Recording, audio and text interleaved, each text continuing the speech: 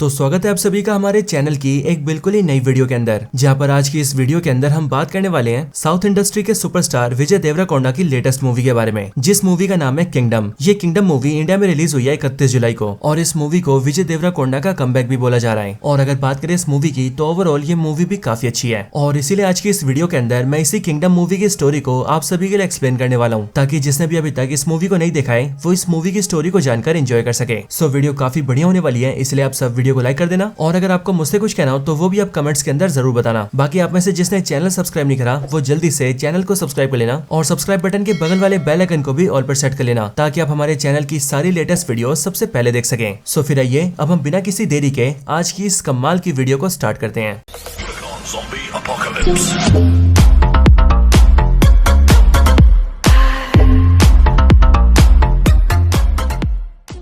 तो दोस्तों इस मूवी की स्टार्टिंग होती है साल 1920 से और इस टाइम पर हम ये देखते हैं कि इंडिया के साउथ के क्षेत्रों में, यानी कि बेसिकली साउथ इंडिया में कई सारे कबीले होते हैं, लेकिन उन्हीं में से एक बड़े कबीले के ऊपर अंग्रेजों की सेना हमला कर देती है, जिसके बाद वहां पर एक बहुत ही बड़ी वॉर होती है अंग्रेजों की सेना और इस कबीले के वॉर में हमें पता लगता है कि ये जो कबीला है इसके लोग काफी बहादुर और काफी पावरफुल है। लेकिन अब क्योंकि अंग्रेजों के पास बहुत सारे सोल्जर्स होते हैं एंड उनके पास एडवांस गन्स भी होती है, इसीलिए वो लोग धीरे धीरे करके कबीले वालों को जान से मारने लगते हैं। इसी लड़ाई के अंदर हम ये देखते हैं कि ये सारे कबीले वाले मिलकर अपने कबीले की सारी औरतों और बच्चों को हिफाजत से रखते हैं, ताकि अंग्रेजी सेना उन्हें जान से न मार पाए। और तो और संख्या में बहुत कम होने के बाद भी ये लोग अंग्रेजी सेना का बहुत ही डटकर सामना करते हैं। इसके साथ ही यहीं पर इन सारे कबीलों वालों का एक लीडर भी होता है और वो अपने कबीले के सारे लोगों में सबसे पावरफुल होता है एंड इसी वजह से वो अंग्रेजों की सेना के बहुत सारे सोल्जर्स को मार देता है। लेकिन अंग्रेज बहुत ज्यादा होने की वजह से इन सारे कबीलों को जंग में हरा देते हैं, जिसके बाद देखते देखते ये पूरा कबीला इस जंग को हार जाता है। लेकिन इस जंग को हारने से पहले हम ये देखते हैं कि इस कबीले का जो लीडर होता है वो अपना मुकुट उतारकर अपने कबीले के एक छोटे से बच्चे के हाथ में देता है और उस मुकुट को देते हुए वो बच्चे से कहता है कि आज तो उनका कबीला इस जंग को हार रहा है, लेकिन आज से बहुत साल बाद उनके कबीले का एक मसीहा आएगा और फिर वो मसीहाई हमारे कबीले के बचे हुए लोगों की ताकत बनेगा। लेकिन ये सुनकर वो बच्चा अपने कबीले के लीडर से यानी कि राजा से सवाल करता है कि आखिरकार जब मसीहा आएगा तब वो उसे पहचानेगा कैसे।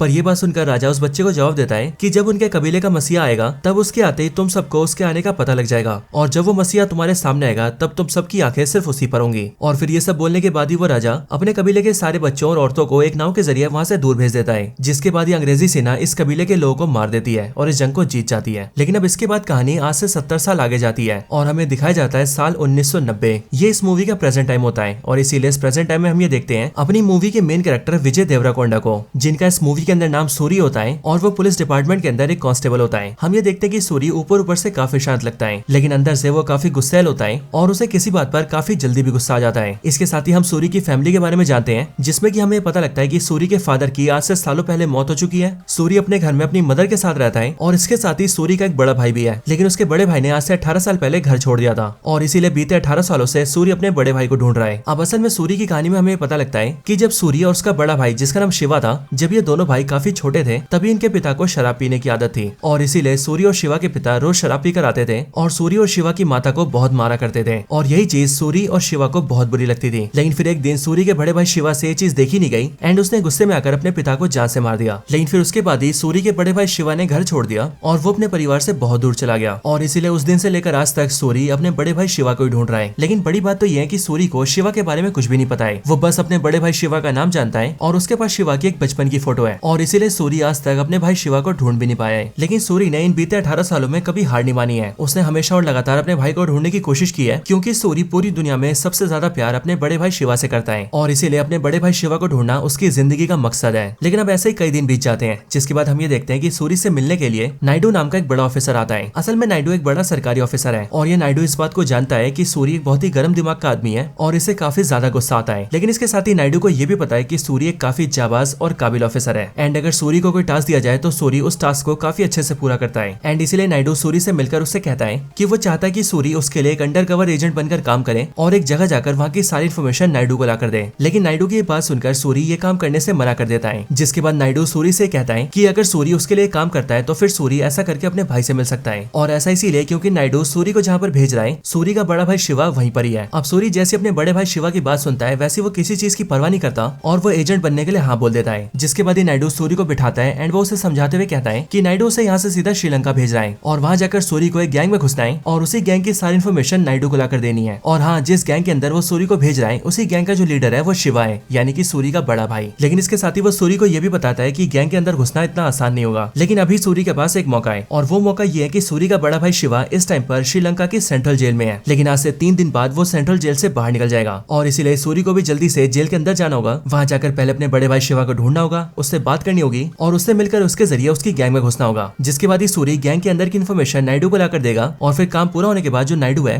वो सूरी के बड़े भाई शिवा को छोड़ देगा, जिसके बाद सूरी और शिवा अपने साथ रह सकते हैं। अब इसके बाद ही नायडू सूरी की काफी तगड़ी ट्रेनिंग करवाता है, वो उसे जेल के सारे तौर तरीके सिखाता है, अंदर की सारी बात बताता है और फिर वो किसी तरीके से सूरी को भी श्रीलंका की सेंट्रल जेल में डलवा देता है। अब इधर दूसरी तरफ श्रीलंका में हमें यहाँ की सारी स्टोरी पता लगती है और बेसिकली हम शिवा की उस गैंग के बारे में जानते हैं जिसके बारे में नायडू बात कर रहा था। हमें पता लगता है कि श्रीलंका के जाफरा में एक गैंग है, जो गैंग बेसिकली गोल्ड को स्मगल करने का काम करती है और इस गैंग को यहाँ के गैंग के सारे लोग कार्टेल कहते हैं। असल में इस कार्टेल के जितने भी मेंबर्स हैं वो काफी पावरफुल लोग हैं और उनके जो लिंक्स है वो दुनिया भर में है और इसीलिए जाफरा के इस कार्टेल के पास हांगकांग से गोल्ड आता है, जिस गोल्ड को वो इलीगल तरीके से इंडिया के अंदर लाते हैं। लेकिन दोस्तों इन सबके साथ ही हमें श्रीलंका से पास ही एक आइलैंड के बारे में भी पता लगता है, जो आइलैंड श्रीलंका के जाफरा से सिर्फ 2 किलोमीटर दूर होता है। हम ये जानते हैं कि जाफरा के पास जो आइलैंड है इसका नाम दिबी है और इस दिबी आइलैंड पर जो भी लोग रहते हैं वो उसी कबीले के लोग हैं जिस कबीले के सारे मर्दों को साल 1920 में अंग्रेजी सेना ने मार दिया था। क्योंकि अगर आपको याद हो तो उस कबीले के राजा ने मरने से पहले अपने कबीले की सारी औरतें और सारे बच्चों को नाव में बिठाकर उन सभी को साउथ इंडिया से बहुत दूर भेज दिया था। लेकिन उसके बाद हमें पता लगता है कि जिस नाव से वो सारी औरतें और सारे बच्चे ट्रेवल कर रहे थे वो नाव सीधा श्रीलंका पहुंचती है, लेकिन श्रीलंका में उन कबीले के लोगों को रहने नहीं दिया जाता, जिसके बाद ही मजबूरी में आकर उस कबीले के लोगों को इसी दिबी आइलैंड पर रहना पड़ता है और फिर तब से लेकर अब तक ये दिबी आइलैंड उस कबीले के लोगों का घर बनता है। लेकिन दोस्तों हमें पता लगता है कि ये जो दिबी आइलैंड है इस पर काफी हद तक कार्टेल का इन्फ्लुएंस है और इसीलिए इस दिबी आइलैंड के लिए कई सारे रूल्स बनाए गए हैं, जिसमें से कुछ रूल्स ये भी है कि इस दिबी आइलैंड पर जो भी लोग रहते हैं उनमें से कोई भी औरत इस आइलैंड से बाहर नहीं जा सकती है और इसीलिए आइलैंड से बाहर जाने का जो अधिकार है वो आइलैंड के मर्दों को ही है। इसके साथ ही यहीं पर हम ये भी जानते हैं कि कार्टेल गैंग वाले जो भी गोल्ड हांगकांग से मंगवाते हैं वो सारा गोल्ड हांगकांग से सीधा श्रीलंका नहीं जाता, बल्कि श्रीलंका पहुंचाने से पहले उस सारे गोल्ड को सीधा दिबी आइलैंड पर उतारा जाता है और फिर उसके बाद ही सिस्टमैटिक तरीके से वो श्रीलंका पहुंचता है। और रही बात सूरी के बड़े भाई शिवा की, तो शिवा भी कार्टेल गैंग का काफी इंपॉर्टेंट मेंबर है और इसीलिए दिबी आइलैंड पर जो भी गोल्ड उतारा जाता है उसकी सारी जिम्मेदारी शिवा की होती है, यानी कि वहाँ का सारा मैनेजमेंट शिवा देखता है। लेकिन इसके साथ ही जो शिवा है उसकी दिबी आइलैंड के लोगों से काफी अच्छी जान पहचान है, वो दिबी आइलैंड के सारे कबीले वालों को अपना परिवार मानता है और तो और दिबी आइलैंड के सारे लोग भी शिवा से काफी प्यार करते हैं। इसके साथ ही शिवा की खुद की भी एक फैमिली है जिसमें उसकी एक वाइफ और एक छोटा सा बेटा है। और दोस्तों हम ये भी जानते हैं कि शिवा का जो बेटा है उसने उसका नाम सूरी रखा है और ऐसा इसीलिए क्योंकि शिवा भी अपने छोटे भाई सूरी से बहुत प्यार करता है एंड इसीलिए वो हर रोज अपने भाई को याद करता है और उसके लिए रोया भी करता है और इसी वजह से उसने अपने बेटे का नाम भी सूरी रखा है ताकि वो उसके जरिए अपने छोटे भाई को हमेशा याद करता रहे और उसे हमेशा अपने छोटे भाई सूरी का नाम सुनाई देता रहे। और दोस्तों रही बात सूरी को यहाँ पर भेजने की, तो ऑफिसर नायडू ने सूरी को यहाँ पर इसीलिए भेजा है क्योंकि नायडू को एक खबर मिली थी कि आने वाले कुछ टाइम में हांगकांग से दिबी आइलैंड पर बहुत ही बड़ा गोल्ड का कंसाइनमेंट आने वाला है और ऑफिसर नायडू इसी इलीगल गोल्ड के कंसाइनमेंट को इंडिया में लीगल तरीके से आने से रोकना चाहता है। लेकिन जाहिर है कि इस बड़े से गोल्ड के कंसाइनमेंट को पकड़ने के लिए ऑफिसर नायडू को इसकी इन्फॉर्मेशन चाहिए होगी और इसकी इन्फॉर्मेशन हासिल करने के लिए उसने सूरी को यहाँ भेजा है। अब दोस्तों इसके बाद सीन शिफ्ट होता है और हम सीधा सूरी को देखते हैं जो कि इस टाइम पर सक्सेसफुल तरीके से श्रीलंका की सेंट्रल जेल में आ जाता है। अब सेंट्रल जेल में आने के बाद सूरी देखता है कि इस जेल में हजारों कैदी हैं और इसलिए इन हजारों कैदियों के बीच अपने बड़े भाई शिवा को ढूंढना उसके लिए इम्पॉसिबल सी बात होती है। लेकिन इसके लिए सूर्य एक रास्ता निकालता है और वो धीरे धीरे करके इस जेल के कुछ लोगों से फाइट करने लगता है। यहाँ शुरुआत की कुछ फाइटों में तो सूर्य सबको पेल देता है, लेकिन फिर इसके बाद काफी सारे लोग मिलकर यहाँ पर शिवा को बुलाते हैं, जिसके बाद सूर्य और शिवा की फाइट होती है। अब यहाँ शिवा से फाइट करते हुए सूर्य समझ जाता है कि उसके सामने खड़ा शिवा उसका बड़ा भाई शिवा ही है और इसीलिए 18 साल बाद अपने बड़े भाई शिवा को देखकर सूर्य को काफी खुशी होती है। लेकिन शिवा जो कि सूर्य को नहीं जानता था वो बेरहमी से सूर्य को मारने लगता है और मारते मारते वो सूर्य की गर्दन भी दबाने लगता है। लेकिन फिर इसी टाइम पर सूर्य शिवा से कहता है कि अभी वो उसे मारकर पूरी तरह से खत्म कर दे, क्योंकि अगर तूने मुझे जिंदा छोड़ा तो फिर उसके बाद मैं तुझे जान से मार दूंगा। अब शिवा जैसे सूर्य के मुंह से इस बात को सुनता है वैसे उसे अपने बचपन की याद आती है और वो ये याद करता है कि जब वो छोटा था और अपने छोटे भाई सूर्य के साथ खेलता था तब खेल खेल में उसका छोटा भाई सूर्य उससे ये बात कहा करता था और इसीलिए इस बात को सुनते ही शिवा ये समझ जाता है कि जिसकी वो गर्दन दबा रहा है वो उसका छोटा भाई सूर्य है और फिर इसीलिए शिवा सूर्य को छोड़ देता है और जब सूर्य को मारने के लिए और भी कई सारे कैदी आते हैं तब शिवा उन सबको भी रोक देता है। इसके बाद शिवा सारे कैदियों को ये बताता है कि सूर्य उसका छोटा भाई है जो कि आज उसे बहुत सालों बाद मिला है। इसके बाद सूर्य और शिवा दोनों एक दूसरे से मिलकर काफी खुश होते हैं और साथ ही वो एक दूसरे से आपस की कई सारी बातें भी करते हैं, जिसमें कि सूर्य को पता लगता है कि शिवा ने शादी कर ली है, उसका एक छोटा बेटा भी है और उसका नाम भी सूर्य है। लेकिन दोस्तों रही बात सूर्य की, तो सूर्य शिवा से एक झूठ बोलता है और वो झूठ ये होता है कि सूर्य शिवा से कहता है कि उनकी माँ मर चुकी है, जबकि शिवा और सूर्य की माँ अभी भी जिंदा होती है। और यहाँ पर सूर्य शिवा से ऐसी बात इसलिए कहता है ताकि सूर्य शिवा के सामने अपने आप को अकेला साबित कर सके और वो शिवा के साथ जा सके। इसके बाद ही शिवा सूर्य से कहता है कि कल उसकी बेल हो रही है, लेकिन फिर इसके साथ ही वो सूर्य को एक पता देता है, जिसके बाद वो कहता है कि जैसे सूर्य की भी बेल हो वैसी वो इस पते पर आए। अब इसके बाद अगले दिन जैसे शिवा जेल से बाहर निकलता है वैसी वो जल्दी से सूर्य की भी बेल करवा देता है और वो सूर्य को भी जेल से बाहर निकलवा देता है, जिसके बाद सूर्य जल्दी से अपने भाई के बताए हुए पते पर जाता है और उससे मिलता है। अब सूरी को ये पता लगता है कि उसका बड़ा भाई इस टाइम पर श्रीलंका में नहीं बल्कि वो यहाँ से 2 किलोमीटर दूर एक दिबी आइलैंड पर है और सूरी को भी इस टाइम पर उसके भाई के पास वहीं पर ले जाया जाएगा। लेकिन इस टाइम पर जो सूरी होता है वो यहाँ की सारी चीजों पर नोटिस कर रहा होता है और धीरे धीरे करके यहाँ की सारी चीजों की इन्फॉर्मेशन ले रहा होता है। इसके बाद ही सूरी एक मार्केट एरिया के पास आता है और सूरी को ये पता लगता है कि इसी मार्केट एरिया के पास है जितनी भी शिप्स निकलती है उन्हीं में बैठकर यहाँ के लोग दिबी आइलैंड जाते हैं। लेकिन इसके साथ ही सूरी को यहाँ के कार्टेल की काफी और इन्फॉर्मेशन पता लगती है। सूरी ये जानता है कि ये जो कार्टेल है इसके लिए उसका बड़ा भाई शिवा भी काम करता है, लेकिन इस पूरे कार्टेल का जो लीडर है उसका नाम उड़ियप्पन है और ये उड़ियप्पन नाम का जो आदमी है ये बहुत ही पावरफुल और बहुत ही खतरनाक आदमी है। एंड इसी उड़ियप्पन के 2 बेटे भी हैं जिनमें से एक बेटा हांगकांग के अंदर सारा गोल्ड संभालता है और दूसरा बेटा यहाँ पर सारा काम संभालता है जिसका नाम है मुरुगन। इसके साथ ही उड़ियप्पन के कार्टेल में बहुत सारे लोग काम करते हैं और वो सब के सब उड़ियप्पन के लिए काफी वफादार है। लेकिन हमें यहाँ पर इस मुरुगन के बारे में भी ये बात पता लगती है कि ये मुरुगन अपने फादर उड़ियप्पन से भी ज्यादा खतरनाक है और साथ ही साथ ये दिबी आइलैंड के लोगों से बहुत ज्यादा नफरत भी करता है और वो हमेशा इसी मौके की तलाश में रहता है कि कब उसे दिबी आइलैंड के सारे लोगों को मारने का मौका मिल जाए। लेकिन अब इसके बाद ही कहानी शिफ्ट होती है और सूरी सीधा दिबी आइलैंड पहुंचता है। यहाँ दिबी आइलैंड आने के बाद हमें सबसे पहले एक बैरागी बाबा मिलता है। एक्चुअली में ये एक बूढ़ा सा सेज होता है जिसे सभी लोग बैरागी बाबा बोलते हैं, बट स्टोरी में हमें यहाँ पर ये पता लगता है कि ये बैरागी बाबा असल में वही छोटा सा बच्चा है जिसे आज से 70 साल पहले कबीले के राजा ने अपना मुकुट दिया था और राजा ने इसी से कहा था कि एक न एक दिन मसीहा जरूर आएगा और इसीलिए कबीले से ये बैरागी बाबा ही वो आदमी है जो कि मसीहा को पहचानेगा। अब इसके बाद सूरी भी इसी दिबी आइलैंड पर अपने भाई के साथ रहना स्टार्ट कर देता है। लेकिन दोस्तों इसी टाइम पर हमें श्रीलंका के जाफरा में एक लड़की दिखती है जो लड़की एक्चुअली में एक डॉक्टर होती है एंड उसका नाम होता है डॉक्टर अनु। लेकिन कुछ टाइम बाद ये बात रिवील होती है कि ये डॉक्टर अनु भी एक एजेंट है जिसे यहाँ पर एजेंट गिरी करने के लिए नायडू ने भेजा है और ये यहाँ पर बेसिकली सूरी के साथ मिलकर काम कर रही है। इसीलिए सूरी को दिबी आइलैंड के अंदर जो भी जानकारी मिलती है सूरी वो सारी की सारी जानकारी सीधा इस डॉक्टर अनु को देता है और ये डॉक्टर अनु उस सारी जानकारी को नायडू को देती है। अब इधर कुछ दिन बाद ही सूरी को पता लगता है कि यहाँ दिबी आइलैंड पर एक ऐसी जगह है जहाँ पर कुछ ही दिन बाद हांगकांग से काफी सारा गोल्ड आने वाला है और इसीलिए उस जगह के बारे में पता लगता है सूरी जल्दी से उस बारे में डॉक्टर अनु को बताता है और डॉक्टर अनु जल्दी से इस बारे में नायडू को बताती है। अब फिर इन सबके कुछ दिन बाद ही सूरी, शिवा और शिवा के काफी सारे लोग मिलकर सीधा दिबी आइलैंड के उसी लोकेशन पर जाते हैं जहाँ पर हांगकांग से गोल्ड आने वाला था। लेकिन जब वो लोग बोट से वहाँ पर पहुंचते हैं तब गोल्ड उठाने से पहले वो लोग ये देखते हैं कि उस जगह पर श्रीलंका की नेवी आ गई है जो कि वहाँ पर आकर फायरिंग स्टार्ट कर देती है और फिर इसी वजह से शिवा, सूरी और सारे लोगों को वहाँ से बचकर भागना पड़ता है एंड श्रीलंका की नेवी उस सारे गोल्ड को कैप्चर कर लेती है और अपने अड्डे पर ले जाती है। अब इधर ये खबर जल्दी से कार्टेल तक पहुंचती है जिसके बाद ही कार्टेल के लीडर उड़ियप्पन और कार्टेल के सारे मेंबर्स को ये बात पता लगता है वो लोग काफी गुस्सा होते हैं। लेकिन साथ ही वो लोग थोड़ा सा हैरान भी होते हैं क्योंकि उनके कार्टेल का गोल्ड आज से पहले कभी पकड़ा नहीं गया था और इसीलिए वो लोग इस बात को भी समझ जाते हैं कि हो ना हो उनके गोल्ड की इन्फॉर्मेशन किसी ने दी है जिस इन्फॉर्मेशन की वजह से श्रीलंका की नेवी वहाँ पर आई थी। जिसका मतलब यही होता है कि उन सबके कार्टेल में कोई ना कोई गद्दार छुपा हुआ है, वो गद्दार जो कि श्रीलंका की नेवी से मिला है और उसी ने नेवी को ये सारी खबर दी है। अब दोस्तों कार्टेल की मीटिंग में ये लोग ये सब डिस्कस कर ही रहे होते हैं कि तभी यहाँ पर सूरी कहता है कि उसके पास एक रास्ता है और वो रास्ता ये है कि वो लोग अपना गोल्ड श्रीलंकन नेवी के अड्डे से उड़ाएंगे, यानी कि वो लोग श्रीलंका नेवी के बेस में घुसेंगे और वहाँ से अपना गोल्ड निकाल लेंगे। अब सूरी का ये प्लान सबको काफी पसंद आता है, इसीलिए कार्टेल के सारे लोग इस बात के लिए मान जाते हैं। लेकिन यहीं पर ही सूरी एक शर्त रखता है एंड वो कार्टेल के लोगों से कहता है कि अगर उसने अपने बताए हुए तरीके से श्रीलंकन नेवी से गोल्ड निकाल लिया तो फिर वो कार्टेल से अपनी एक डिमांड चाहता है। असल में वो ही जानता है कि दिबी आइलैंड की औरतों को आइलैंड से बाहर जाना अलाउड नहीं है। लेकिन अभी हाल ही में आइलैंड की एक औरत ने एक बच्चे को जन्म दिया है जो कि एक बेटा था और अब क्योंकि वो बेटा था इसलिए उस बच्चे को आइलैंड से बाहर ले जाकर हॉस्पिटल ले जाया गया। लेकिन उस बच्चे की जो माँ है जो कि अभी आइलैंड पर है वो अपने बेटे को देखना चाहती है और इसीलिए मेरी ये डिमांड है कि अगर मैं गोल्ड वापस ले आता हूँ तो दिबी आइलैंड की उस औरत को उसके बेटे को देखने के लिए आइलैंड से बाहर जाने दिया जाए। अब हम ये देखते हैं कि उड़ियप्पन और बाकी सारे कार्टेल मेंबर्स इस बात के लिए मान जाते हैं। लेकिन इस बात को सुनकर उड़ियप्पन का बेटा मुरुगन काफी ज्यादा गुस्सा होता है क्योंकि एज ऑफ कोर्स वो दिबी आइलैंड के लोगों से बहुत ज्यादा नफरत करता है, इसीलिए उसे ये प्रस्ताव पसंद नहीं आता। लेकिन अपने फादर उड़ियप्पन के रहते वो सूरी को रोक नहीं पाता है। अब इसके बाद ही सूरी अपने बड़े भाई शिवा और उसके कई सारे साथियों के साथ मिलकर एक टीम बनाता है और वो धीरे धीरे करके श्रीलंका के बेस पर नजर रखता है और वहाँ के सारे ऑफिसर्स को मॉनिटर करता है। इसके बाद वो आसपास की सारी जानकारी ले लेता है एंड साथ ही उसे ये भी पता लगता है कि अब से कुछ ही दिन बाद नेवी वाले अपने बेस से इस गोल्ड को शिफ्ट करने वाले हैं और इसीलिए सूर्य प्लान करता है कि वो लोग जैसे ही गोल्ड को शिफ्ट करेंगे वैसे ही वो लोग अपने गोल्ड को हासिल कर लेंगे। अब इसके बाद जैसे नेवी वाले गोल्ड को शिफ्ट करने लगते हैं वैसे ही सूर्य भी नेवी ड्रेस में आ जाता है और अपने साथियों को भी नेवी की ड्रेस पहना देता है, जिसके बाद वो उनके पास जाता है एंड सीधा उन पर हमला करके सारे गोल्ड को कैप्चर कर लेता है। इसके बाद वो गोल्ड के ट्रक को सीधा वहाँ से ले जाने लगते हैं और जल्दी से उसे कार्टेल तक पहुंचाते हैं। लेकिन रास्ते में वो लोग ये देखते हैं कि एक ब्रिज पर चेकिंग हो रही होती है और वैसे नॉर्मली तो इस ब्रिज पर कभी चेकिंग नहीं होती, लेकिन इन्होंने भी ये चेकिंग सिर्फ आज के दिन देखी होती है। अब ये सब देखकर शिवा जल्दी से अपने सारे आदमियों को वहाँ से उतार देता है और ट्रक से उतरकर उन सबको छुपने के लिए कहता है। साथ ही वो सूरी से भी कहता है कि हम लोग भी ट्रक को छोड़कर छुप जाते हैं और यहाँ से भाग जाते हैं। लेकिन सूरी शिवा से कहता है कि वो किसी भी हाल में इस ट्रक को पार करवाएगा और वो इस ट्रक के सारे गोल्ड को अपने हाथ से जाने नहीं देगा। अब इसके बाद ही सूरी जल्दी से ट्रक की स्पीड बढ़ाता है और वो चेक पोस्ट को तोड़कर वहाँ से निकल जाता है। लेकिन अब क्योंकि चेक पोस्ट पर श्रीलंका की आर्मी होती है इसीलिए वो अपने वेपन से उनके ट्रक पर हमला कर देती है और इसलिए ये चीज देखकर सूर्य समझ जाता है कि हो ना हो अब वो यहाँ से नहीं भाग सकता है एंड फिर इसके लिए वो अपने भाई के साथ यहाँ पर सरेंडर कर देता है और सीधा आर्मी के पास आता है। लेकिन दोस्तों मूवी में पीछे हमें पता लगता है कि ऑफिसर नायडू ने सूर्य उसे कहा था कि अगर कभी भी तुम्हें श्रीलंका की आर्मी या नेवी पकड़ ले तो तुम्हें उसे कहकर एक नंबर पर फोन करवाना है और उस नंबर पर फोन करके तुम्हें कोड वर्ड बताना है, व्हाइट सैंड। और तुम जैसे ही कोड बताओगे वैसे आर्मी वाले तुम्हें छोड़ देंगे, क्योंकि इस कोड को सुनते ही वो लोग ये समझ जाएंगे कि तुम इंडिया के एक एजेंट हो जो कि यहाँ पर काम करने आए हो। इसके बाद प्रेजेंट में सूरी बिल्कुल ऐसा ही करता है और वो आर्मी वालों से कहकर एक नंबर पर फोन करवाता है एंड उनसे कोड कहता है, व्हाइट सैंड। जिसके बाद हम ये देखते हैं कि आर्मी वाले सूरी और उसके भाई शिवा को छोड़ देते हैं और वो दोनों अपने ट्रक का गोल्ड लेकर वहां से चले जाते हैं और कार्टल तक पहुंचते हैं। लेकिन दोस्तों यहाँ पर शिवा ये सब देखकर काफी हैरान होता है और साथ ही वो सूरी के बारे में ये भी जान जाता है कि उसका छोटा भाई सूरी एक इंडियन एजेंट है जो कि यहाँ पर कार्टल की इन्फॉर्मेशन निकालने आया है। लेकिन इधर कार्टल वाले गोल्ड को देखकर काफी खुश होते हैं। इसके साथ ही वादे के अनुसार वो लोग दिबी आइलैंड की औरत को भी आइलैंड से बाहर जाने देते हैं, जो चीज देखकर आइलैंड के सारे लोग भी बहुत खुश होते हैं क्योंकि ये चीज सालों से उनके आइलैंड पर कभी नहीं हुई थी। लेकिन सूरी का जो बड़ा भाई शिवा होता है वो उस बारे में सोचना होता है और फिर इसीलिए वो सीधा सूरी से बात करता है एंड वो उससे कहता है कि तुझे यहाँ से जल्द निकल जाना चाहिए क्योंकि तू एक इंडिया का एजेंट है। और इसीलिए अगर दिबी आइलैंड के लोगों को या फिर कार्टल के लोगों को ये पता लग गया, स्पेशली मुरुगन को ये पता लग गया कि तू इंडिया का एजेंट है, तो वो सब तुझे जान से मार देंगे और कोई भी तुझे मारने से पहले एक बार भी नहीं सोचेगा। लेकिन ये बात सुनकर सूरी मानता नहीं है एंड वो अपने बड़े भाई शिवा से कहता है कि वो यहाँ से वापस अकेला जाने के लिए नहीं आए, बल्कि वो यहाँ पर अपने बड़े भाई यानी कि शिवा को लेने आए। इसीलिए वो इस जगह से अपने भाई शिवा, अपनी भाभी और अपने भतीजे के साथ ही जाएगा। लेकिन ये बात सुनकर शिवा सूरी से कहता है कि मुझे सिर्फ इसी जगह पर रहना है, इसीलिए मैं यहीं पर रहूंगा और यहाँ पर धोखाधड़ी तूने की है, इसीलिए तुझे यहाँ से निकल जाना चाहिए। अब दोस्तों हम ये देखते हैं कि दिबी आइलैंड के लोग इस टाइम पर काफी खुश होते हैं और इसीलिए वो लोग यहाँ पर काफी हंस खेल रहे होते हैं। लेकिन इसी टाइम पर हम ये देखते हैं कि जो सूरी का बड़ा भाई शिवा है उसका एक पक्का दोस्त होता है जिसका नाम होता है सिंगा। और ये सिंगा यहाँ पर एक आदमी को लेकर आता है और वो उसे यहाँ पर बुरी तरह से पीटने लगता है। जिसके बाद पूछे जाने पर यह पता लगता है कि नेवी वालों को गोल्ड की इन्फॉर्मेशन इसी आदमी ने दी थी और इसी की इन्फॉर्मेशन की वजह से नेवी वालों ने उनके गोल्ड को कैप्चर किया था। हालांकि यहीं पर हमें यह भी पता लगता है कि इससे पहले सिंगा ने शिवा के छोटे भाई सूरी पर शक किया था, क्योंकि जो सूरी था वो गैंग में काफी नया था। इसीलिए सिंगा को ऐसा लग रहा था कि हो ना हो सूरी को इन्फॉर्मर है जिसने नेवी वालों को एक खबर दी है। लेकिन आज के दिन सिंगा ने असली खबरी को पकड़ लिया था। अब हालांकि दोस्तों इसके बाद हम मुरुगन को देखते हैं जो कि दिबी की किसी औरत के आइलैंड से बाहर जाने से बहुत ज्यादा आग बबूला हो गया था। यहाँ तक कि वो इतना ज्यादा गुस्सा हो गया था कि उसने सीधा जाकर अपने फादर ओडियप्पन को भी जान से मार दिया, क्योंकि मुरुगन को ऐसा लग रहा था कि उसका फादर ओडियप्पन दिबी के लोगों को सपोर्ट कर रहा है और वो उससे अपना मान रहा है और ऐसी हमदर्दी मुरुगन बिल्कुल बर्दाश्त नहीं कर सकता था। इसीलिए मुरुगन ने अपने फादर ओडियप्पन को मारा और सीधा कार्टल का हेड बन गया। अब बाकी दोस्तों इन सबके बाद ही हम ये देखते हैं कि ऑफिसर नायडू सीधा सूरी से मिलता है और वो सूरी से कहता है कि मुझे इन्फॉर्मेशन मिल चुकी है कि हांगकांग से जो गोल्ड का बड़ा कंसाइनमेंट आ रहा है उसकी सारी डिटेल्स उसके बड़े भाई शिवा तक पहुंच चुकी है और इसीलिए नायडू चाहता है कि सूरी अपने बड़े भाई शिवा के पास जाए और उसके जरिए कंसाइनमेंट की डिटेल्स निकाल कर लाए। यहाँ तक कि नायडू सूरी को धमकी भी देता है कि अगर सूरी ने ऐसा नहीं किया तो फिर वो दिबी आइलैंड के कबीले वालों को ये बात बता देगा कि उसका बड़ा भाई शिवा ही खबरी है और इसलिए ये सुनकर आइलैंड के लोग उसके बड़े भाई को जान से मार देंगे। अब असल में नायडू सूरी से ऐसा इसीलिए कहता है क्योंकि नायडू सूरी पर बहुत ज्यादा गुस्सा होता है और वो भी इसीलिए क्योंकि सूरी नायडू के हिसाब से काम नहीं कर रहा था। सूरी अब तक कई सारे नियम तोड़ चुका था, जैसे कि उसने फौजियों पर हमला किया, उसने चेक पोस्ट तोड़ा और तो और उसने श्रीलंका की नेवी से गोल्ड भी उड़ा लिया, जिस वजह से भारत देश के श्रीलंका से संबंध खराब हो गए और इसीलिए ये चीज देश के लिए गद्दारी है। एंड इसीलिए ये सब बोलकर नायडू सूरी पर बहुत ज्यादा गुस्सा होता है और उस पर अपना काम करने के लिए दबाव बनाता है। अब ये बात सुनकर सूरी जल्दी से शिवा के पास जाता है एंड वो उसे सारी बात बताता है, जिसके बाद वो शिवा से कहता है कि वो जल्दी से कंसाइनमेंट की डिटेल्स उसे दे दे ताकि वो डिटेल नायडू को पास कर दे और एक बार डिटेल लेने के बाद नायडू उसे यानी कि सूरी को और उसके भाई शिवा को छोड़ देगा, जिसके बाद वो दोनों यहाँ से दूर जाकर अपनी लाइफ जी सकते हैं। लेकिन दोस्तों हम ये देखते हैं कि शिवा ऐसा करने से मना कर देता है और वो सिंपली अपने छोटे भाई सूरी से ये बोलता है कि इस टाइम पर सिंगा इंडिया गया है और वो सूरी के बारे में डिटेल लेने गया है और जाहिर है कि सूरी के बारे में वो जानकर ही आएगा। इसीलिए जैसे वो सूरी के बारे में जान गया वैसे वो यहाँ पर आकर बहुत बड़ा बवाल करेगा और सूरी की सच्चाई सबको बता देगा कि सूरी इंडिया का एजेंट है, जिसके बाद ना सिर्फ कार्टेल वाले बल्कि आइलैंड के लोग भी उसके दुश्मन बन जाएंगे और उसे जान से मार देंगे। इसीलिए शिवा ये चाहता है कि सूरी यहाँ से निकल जाए, लेकिन यहाँ पर सूरी उसकी बात नहीं मानता एंड वो शिवा से कहता है कि वो दुनिया में सबसे ज्यादा प्यार अपने बड़े भाई शिवा से ही करता है एंड इसीलिए वो शिवा के साथ रहना चाहता है। लेकिन यही बातों बातों में सूरी शिवा को ये भी बता देता है कि उसकी माँ मरी नहीं बल्कि जिंदा है और इसलिए ये बात सुनकर शिवा बहुत ज्यादा गुस्सा होता है एंड वो सूरी को वहाँ से चले जाने के लिए कहता है। लेकिन शिवा के कहने पर भी सूरी वहाँ से जाता नहीं है और वो सीधा डॉक्टर अनु से मिलता है। बट डॉक्टर अनु इस बात को सुनकर सूरी को समझाती है कि आखिरकार वो क्यों अपने बड़े भाई शिवा के पीछे पड़ रहा है। उसका बड़ा भाई कोई भाई नहीं बल्कि एक राक्षस है, एक ऐसा राक्षस जिसने बचपन में अपने पिता को मार दिया था। लेकिन ये बात सुनकर सूरी बहुत ज्यादा गुस्सा होता है और वो डॉक्टर अनु को बताता है कि उसका बड़ा भाई शिवा कोई राक्षस नहीं है बल्कि वो बहुत अच्छा इंसान है। और रही बात उसके पिता को मारने की, तो उनके पिता को शिवा ने नहीं बल्कि सूरी ने मारा था। असल में जब हमारे बचपन में हमारे पिता शराब पीकर माता को मारते थे तब वो देखकर एक दिन मुझसे रहा नहीं गया और मैंने अपने पिता को जान से मार दिया। लेकिन मेरे बड़े भाई शिवा ने मेरी जान बचाने के लिए पिता को मारने का इल्जाम अपने सर पर ले लिया और वो वहाँ से भाग गया और उसने वो सब इसीलिए किया ताकि मैं और हमारी माँ सुकून से जी सके। मेरा भाई शिवा मुझसे बचपन से प्यार करता है और मैं जानता हूँ कि अभी भी उसके अंदर मेरे लिए प्यार है। लेकिन दोस्तों यहीं से कुछ दूर हम नायडू को देखते हैं और यहाँ ऑफिसर नायडू से मिलने के लिए मुरुगन का एक खास आदमी आता है जिसका नाम था सेल्वा। एंड हमें पता लगता है कि मुरुगन का एक खास आदमी सेल्वा असल में ऑफिसर नायडू का एजेंट ही है, जो कि सूरी और डॉक्टर अनु की तरह यहाँ पर छुपकर काम कर रहा है और उसने मुरुगन के साथ रहकर मुरुगन का भरोसा जीत रखा है। अब यहाँ पर ऑफिसर नायडू सेल्वा से कहता है कि वो मुरुगन को चेक पोस्ट पर होने वाली सारी बात बता दे और वो मुरुगन को ये बताए कि कैसे सूरी और शिवा वहाँ आर्मी वालों के सामने कोडवर्ड बोलकर बचे थे। सेल्वा ऐसा ही करता है और वो ये सारी बातें मुरुगन को बताता है, जिसके बाद ही मुरुगन को ये पता लग जाता है कि हो ना हो सूरी और शिवा में से कोई ना कोई इंडिया का एजेंट है। अब इसके बाद ही मुरुगन कार्टेल के सारे मेंबर्स को खाने के लिए बुलाता है, जिसके बाद खाना खाने के लिए वहाँ पर शिवा भी आता है। लेकिन यहीं पर ही मुरुगन शिवा के सामने उससे कहता है कि चेकपोस्ट पर होने वाली सारी बात वो जान चुका है और इसीलिए बस वो चुपचाप ये बात जानना चाहता है कि खबरी कौन है, वो या उसका छोटा भाई सूरी। अब हम ये देखते हैं कि शिवा अपने छोटे भाई सूरी की जान बचाने के लिए खबरी का इल्जाम अपने सर पे लेता है और वो मुरुगन से ये बोल देता है कि वो इंडिया का खबरी है। ये बात सुनकर मुरुगन कार्टेल के सारे लोगों के सामने प्रस्ताव रखता है कि अब उन्हें ना सिर्फ शिवा को मार देना चाहिए, बल्कि अब क्योंकि शिवा दिव्य आइलैंड के लोगों के साथ रहता है, इसीलिए आइलैंड के सारे लोग भी उसके जैसे ही होंगे। और इसीलिए मुरुगन कार्टेल के सारे मेंबर्स को इस बात पर मना लेता है कि कार्टेल के मेंबर्स मिलकर शिवा को और दिव्य आइलैंड के लोगों को जान से मार दे। इसके बाद ही मुरुगन और कार्टेल के सारे मेंबर्स मिलकर वहीं पर ही शिवा को जान से मार देते हैं और उसके साथ आए हुए आइलैंड के भी लोगों को जान से मार देते हैं। यहाँ तक कि सिर्फ यही नहीं, बल्कि वो आइलैंड पर जाकर भी वहाँ के लोगों को मारने लगते हैं, जिसके बाद देखते देखते आइलैंड के बहुत सारे लोग मारे जाते हैं। इवन शिवा की वाइफ भी मारी जाती है, लेकिन शिवा का बेटा जिसका नाम भी सूरी होता है वो अभी भी जिंदा होता है। लेकिन तब भी हमें देखते हैं कि आइलैंड के काफी सारे लोग जान बचा लेते हैं। इधर डॉक्टर अनु जल्दी से बात सूरी को बताती है, जिसके बाद सूरी जल्दी से आइलैंड पहुंचता है और वहाँ जाकर वहाँ के हालात देखता है। साथ ही साथ वो अपनी आंखों के सामने अपने बड़े भाई शिवा की लाश भी देखता है, जो देखकर सूरी को बहुत बड़ा धक्का लगता है। लेकिन अब सूरी इतना गुस्से में आ जाता है कि वो एक कसम खाता है कि अब वो मुरुगन और कार्टेल के लोगों को जान से मार देगा। इसके साथ ही यहीं पर ही गुस्से में आकर सूरी पास में रखी एक बड़ी सी नाव की रस्सी पकड़ता है और उसे खींचने लगता है और यहाँ पर सूरी इस पूरी बड़ी सी नाव को अकेले खींच लेता है। जिसके बाद ये चीज देखकर आइलैंड के सारे लोग सीधा सूरी को देखने लगते हैं और फिर ये चीज देखकर बैरागी भी समझ आता है कि हो ना हो सूरी उनका मसीहा है, बिल्कुल वही मसीहा जिसकी बात उसके कबीले के राजा ने की थी। और फिर अब इसके लिए आइलैंड के बचे हुए सारे लोग सूरी के साथ मिलते हैं और वो सूरी को अपना लीडर बनाकर उसका साथ देते हैं। इसके बाद सूरी और आइलैंड के सारे बचे हुए लोग हथियार उठाते हैं और फिर वो सीधा वहाँ से मुरुगन के अड्डे पर जाते हैं, जहाँ पर आने के बाद वो कार्टेल के मेंबर्स को मारते हैं और यहीं पर ही सूरी मुरुगन को भी जान से मार देता है और मुरुगन को मारकर उससे अपने बड़े भाई शिवा का बदला लेता है। अब इसके बाद ही आइलैंड के लोग काफी खुश होते हैं और वो सब के सब सूरी को अपना मसीहा मानते हैं। साथ ही साथ बैरागी बाबा भी आइलैंड के लोगों से कहता है कि सूरी यहाँ पर आया नहीं है, बल्कि सूरी को यहाँ पर किसी मकसद ने बुलाया है, एक ऐसा मकसद जो कि सूरी पूरा करेगा और इसीलिए सूरी हम सबका मसीहा है। और फिर ये सब बोलने के बाद ही बैरागी बाबा राजा का दिया हुआ मुकुट भी सूरी को पहनाता है। अब दोस्तों यहाँ पर ये मूवी एंडिंग की ओर आती है, लेकिन इस मूवी के खत्म होने के साथ ही मूवी में कई सारे बड़े बड़े सवाल छूटते हैं, जैसे कि सबसे पहले सिंघा जो कि इस टाइम पर इंडिया गया है ताकि वो सूरी के बारे में जान सके और जाहिर है कि वो यहाँ पर वापस सूरी के बारे में जानने के बाद ही आएगा। लेकिन तब क्या होगा जब सिंघा कबीले के लोगों को ये बताएगा कि असली गद्दार सूरी है? क्या उसके बाद भी कबीले के लोग सूरी से प्यार करेंगे, उसे अपना मसीहा मानेंगे या फिर वो लोग सूरी की जान ले लेंगे? लेकिन दोस्तों इसके साथ एक बड़ा सवाल ये भी है कि बेशक से उड़ियप्पन और उसका बेटा मुरुगन मारे गए हों, लेकिन उड़ियप्पन का एक और बेटा था जो कि हांगकांग में रहता था और अपने पिता और अपने भाई की मौत का बदला लेने के लिए वो वापस इंडिया आएगा और अब इसीलिए उड़ियप्पन का वो बेटा सूरी से बदला जरूर लेगा। लेकिन दोस्तों इन सबके साथ ही हमें यहाँ पर यह भी पता लगता है कि जो डॉक्टर अनु है उसे ये बात पता थी कि जिस रात को सूरी का बड़ा भाई शिवा मरने वाला है उस दिन शिवा को मार दिया जाएगा, लेकिन डॉक्टर अनु ने ये बात सूरी को नहीं बताई थी। अगर डॉक्टर अनु सूरी को ये बात बताती तो सूरी अपने बड़े भाई शिवा को मरने नहीं देता। लेकिन दोस्तों यहाँ पर सवाल भी यही है कि अगर डॉक्टर अनु की ये वाली बात सूरी को पता लगी तो सूरी हो ना हो डॉक्टर अनु को जान से मार देगा। लेकिन दोस्तों ये पूरी मूवी इन सारे सवालों के साथ ही खत्म हो जाती है और हमें पता लगता है कि अब इस मूवी के नेक्स्ट पार्ट भी आएंगे, जिसके अंदर हमें ना सिर्फ इन सारे सवालों के जवाब मिलेंगे बल्कि आगे की मूवीज में हम इसके आगे की कहानी को भी जानेंगे। बाकी दोस्तों आपको इस मूवी की स्टोरी कैसी लगी, हमारी वीडियो कैसी लगी, ये सारी चीजें आप कमेंट्स में जरूर बताना और अगर आपको वीडियो पसंद आई हो तो आप वीडियो को लाइक करना। बाकी जिन्होंने चैनल सब्सक्राइब नहीं करा वो चैनल को सब्सक्राइब करना और सब्सक्राइब बटन के बगल वाले बेल आइकन को ऑल पर सेट करना ताकि आप हमारे चैनल की सारी लेटेस्ट वीडियो सबसे पहले देख सकें। बाकी मैं आपसे मिलता हूँ ऐसी किसी और बेहतरीन वीडियो में, तब तक के लिए गुड बाय।